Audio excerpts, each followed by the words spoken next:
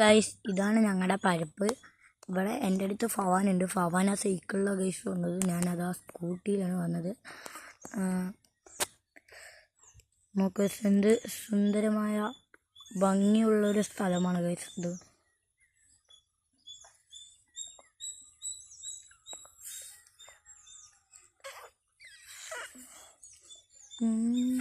Guys എല്ലാവരും ഇതവിടെ വന്ന് മീനൊക്കെ പിടിക്കും ഗൈസ്.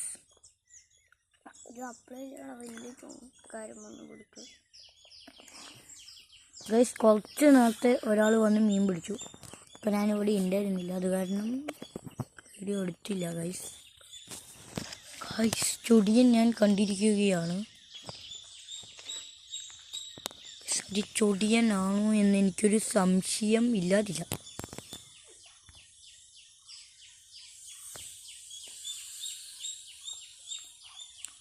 ഗൈസ് നോക്കൂ ഗൈസ്,